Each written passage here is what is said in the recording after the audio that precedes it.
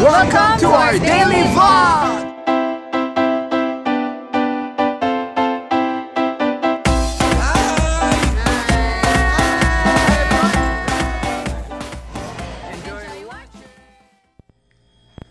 Good morning! Grabe, 10 o'clock na pala. Paano ba naman 6 o'clock ako natulog? Usually 5:30 ako natutulog. Kasi si Heinz, pinakita pa sa akin kanina yung ano daw. Meron daw silang exercise kapag bago mag-training, ganyan. Tawa pa ako ng tawa. So, hindi ako nakatulog agad, diba? Grabe ang kalat dito kasi nga tanya may mga saging, vitamins ni Heinz. Ay, hindi ko alam kung anong ulam ko ngayon. Basta alam ko fish ulit kasi nga sayang naman yung yung pinadala ni mama ko, hindi ko lulutuin, diba? Tapos baka bukas mag-chicken curry ako, bibili ako later ng ng mga ingredients para bukas may iba naman ulam ko, hindi ako puro fish naman ang fish. Diba? Chicken naman. Pero, ang bibilin kong chicken yung yung walang balat. Talagang fillet, puro fillet lang bibilin ko later. Kaya pupunta naman ako ng SM mamaya. So, yun lang guys. Mag-prepare muna ako. Ulam ko na lang pala. Tatry ko yung hotdog with UFC ketchup. Tapos, tinuruan kasi ako ni mama. Tatry ko lang para next time, pagbabaunin ko si Heinz itong hotdog with sauce. Sinasotay ko na yung onions. Sinasotay ko muna yung onions. Tapos ito yung mga hotdogs. 3 pieces to. Tsaka yan naka-ready na yung sugar. Konting sugar. Sabi niya. Ayan, higa muna ako. Pahinga muna. Tawag dito. Naisip ko mamaya kung saan ako pupunta. Kasi gusto ko lang gumala. Tapos baka i-film ko yung review ko about dun sa mask na binili ko kahapon. Ayun, nakapaglaban na pala ako. Sabi ko, yun, naputol. Sabi ko kay Heinz kagabi, ako na maglalaban nung pinagbihisa namin nung nag-gym kami. Kasi naawa na ako sa kanya. Sobrang pagod na siya. Tapos maglalaba pa. Buti pumayag. Kasi talagang nakaawan. Wait lang, tumatawag lang. Ayan, sabi ni Heinz, pinaka-worst daw kanina na-experience na yung MRT dahil kala daw niya mapipipi yung sandwich na kasi sobrang sikip daw and nasisira na kasi diba laging overloading yung MRT kaya madali sigurong masira. Kaloka, sabi ko di bale konting tiis na lang, 1 buwan na lang at magbibidyo. Medyo na-stress siya sa MRT kanina. Kawawa naman, pero okay lang, konting tiis na lang. Anyway, sige guys, nanood muna ako ng showtime. After showtime, maliligo ako, tapos baka gumala ako. Hi guys, kakaligo ko lang and itatry ko na yung binili ko kahapong mask. And gagawin ko siya ng separate video, Beauty Fix Peel Off Mask. Gagawin ko na siya ng review. Hello! Inaantay ko lang matuyo, tapos i-film ko ulit after ng mask ko. Medyo basa-basa pa siya. Ayan, may ganyan pa siya. Inaantay ko lang. Tapos i-film ko ulit. Kumakain ako ngayon. Since walang yung buttered puto, walang cheese. Ito, nilagyan ko ng cheese. Kinakagat ko muna to. Tapos ito, addict lang.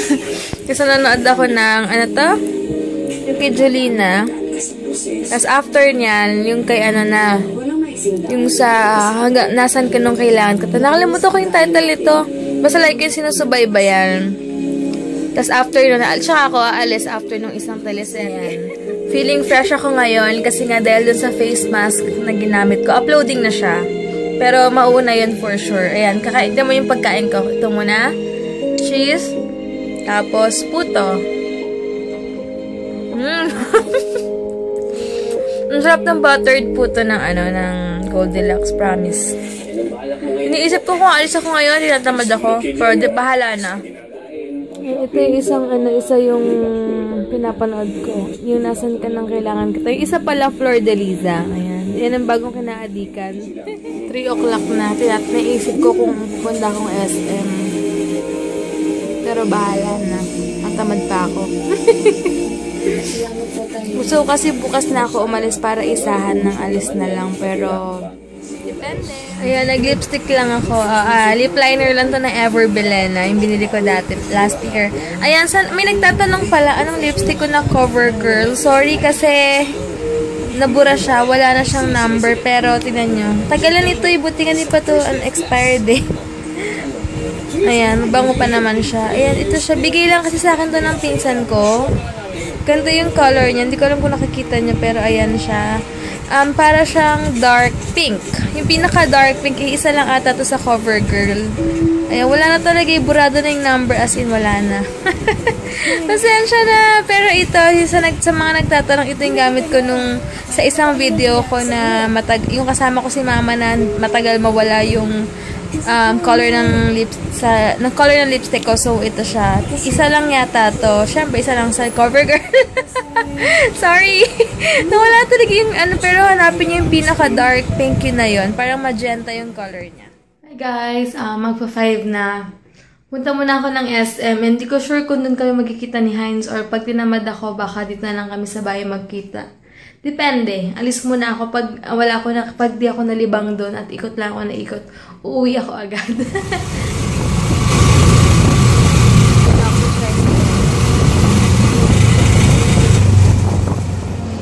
Doon ako sa SM. Punta muna ako na LBC. Magbabayad pala muna ako sa Sun Cellular. Buti konti lang tao sa Sun. Pababa na ako. Marami-raming tao ngayon. Ito pala yung pinaka-main entrance ng SM South Mall. Diyan. Kasi lagi kami sa likod dumadaan, diba? May Tokyo-Tokyo na rin. Punta muna ako ng LBC. Tingin lang ako ng mga damit dito. Wala akong magawa. Inantay ko si Heinz. Ayan. May? Magkano ito? 500? Ang dami nilang sale. Super cute ng dress, oh. Meron silang sale. Galing sale na naman sila dito. Ayan. Punta muna ako ng McDo. Nag-crave kasi ako sa fries tsaka mayonnaise ng McDo. Kaya dun muna ako mag-eat. Ito na yung order ko. Fries and mayo lang. Ayan, babalik ako ngayon sa LBC. Palapit na rin sa Heinz. Mag-grocery kami konti. Buti na lang dito pa ako sa mall nagbayad tong sa LBC kaya bukas ko pa kunin. Bumibili ako ng ingredients ng chicken curry kasi bukas magluluto ako. Ayan. Kailangan ko rin tong then carrots. Kailangan ko rin ng celery. Diba itsura na? Celery, 15 pesos lang siya. Then, hanap ako ng curry powder. Saan ba yun? Bili muna ako ng chicken. Ayaw ni Heinz sa may balat eh. Bibilin ko breast fillet. Bumili rin akong 3 pieces nito. Curry powder na lang yung bibilin ko. Hindi ko mahanap yung curry powder. No, Del Monte. 24 pesos. Ito pa lang nabibili ko. Kuha akong Nagaraya. Wala talaga yung V-cut na cheese dito. Ito na lang, original na lang bibilin ko. Tingnan ako ng mga pang pika-pika. Medyo mahaba pila. Pumila na ako para pagdating ni Heinz, konti na lang. Grabe yung biyahe ni Heinz. Nakapag-grocery na ako. Haba na ng pila ko. Kakarating na lang. Super traffic ba? Walang sinabi yung tao sa grocery. Grabe guys yung traffic ngayon sa may Manila. Ay, oo. Ilang beso nasira yung MRT. Pagpasok ko sa work kanina, I know the guys who was on their way kanina sa Manila, like say Quezon City, ganyan-ganyan. Alam ko, naranasan niyo yung sa MRT. So, may nasira kasing MRT na naman, southbound station. And then, so, ano nangyari? Naghintay ako ng MRT papasok ng almost 25 or 30 minutes. Ganun katagal, literal. And then, pagpasok sa MRT, wow, grabe. Sa buong biyahe ko sa MRT, ngayon lang ako nakaranas ng super siksik. Super siksikan. Tsaka yung nasira daw, 15 minutes daw. Sabi ng mga ibang loko doon. Wala na, itulak na natin yan sa labas. Sabi. Tapos almost chick to chick na kami ng mga...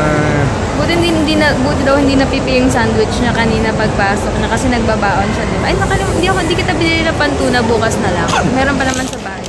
And si Kuya Jamay daw kinakamusta ka, miss ka na daw niya. Hi Kuya Jamay, kamusta? Nagpapagaling lang daw sila. Yeah. Balik ako sa LBC kasi kung pumunta ako kanina, 8 o'clock pa daw kasi nag-cut off sila, nag-aayos sila ng mga order. Pero yung itsura niya hindi masyadong pagod. Unlike pag yung dati siya, yung call center, sa call center, mukhang fresh pa rin. Kasi sa call center siya, sa Convergys, pag uwi, para siyang yung haggard na haggard.